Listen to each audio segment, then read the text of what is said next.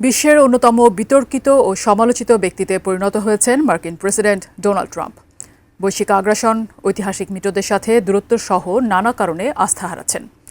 যুক্তরাষ্ট্রের বিরুদ্ধে বয়কটের ডাক উঠছে, বিশ্বকাপের ময়দান থেকে সিলিকন ভ্যালির বিনিয়োগ সবখানেই। বিস্তারিত সাদিয়া সিদ্দিকার রিপোর্টে।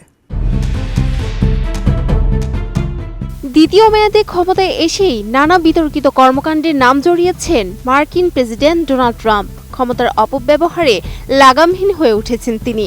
ট্রাম্পের কর্মকাণ্ড নিয়ে ওয়াশিংটন ডিসির আমেরিকান ইউনিভার্সিটির অধ্যাপক ডোনাল্ড আর কলিন্সের এক সাম্প্রতিক বিশ্লেষণ বিশ্বজুড়ে তোলপাড় সৃষ্টি করেছে। তার মতে, প্রেসিডেন্ট ডোনাল্ড ট্রাম্পের বর্তমান শাসনামলে মার্কিন যুক্তরাষ্ট্র আন্তর্জাতিক আইন ও মানবিক রীতিনীতির লঙ্ঘনের এমন এক নজিরবিহীন পর্যায়ে পৌঁছেছে যা বিশ্ব শান্তির জন্য চরম হুমকি।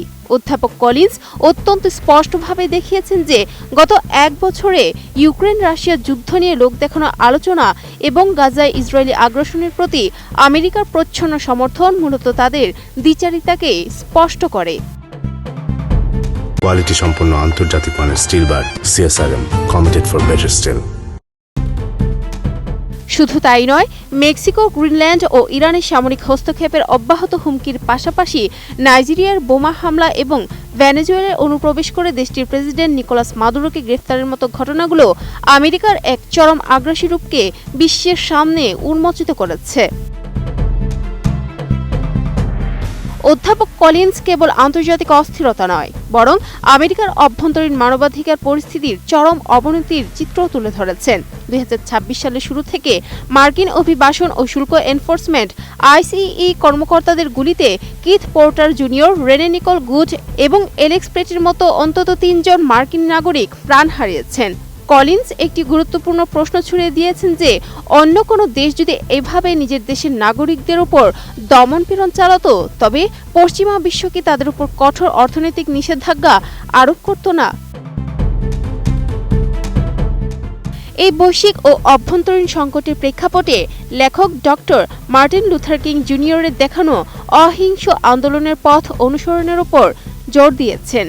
1950-এর দশকে মন্টগোমারি বাস বর্জনের ঐতিহাসিক সফলতাকে উদাহরণ হিসেবে টেনে তিনি মার্কিন আগ্রাসন রুখতে বিশ্বজুড়ে একটি সম্মিলিত বয়কট ও বিনিয়োগ প্রত্যাহারের ডাক দিয়েছেন। তার মতে, 2026 সালের আসন্ন ফিফা বিশ্বকাপ বর্জন করা, আমাজন, গুগল বা পালান্টিরের মতো বৃহৎ প্রযুক্তি প্রতিষ্ঠান থেকে বিনিয়োগ সরিয়ে নেওয়া এবং আমেরিকার গণমাধ্যম একচেটিয়া আধিপত্যের বিরুদ্ধে রুখে দাঁড়ানোই হতে পারে দেশটিকে জবাবদিহিতার আওতায় আনার একমাত্র শান্তিপূর্ণ ও কার্যকর উপায়।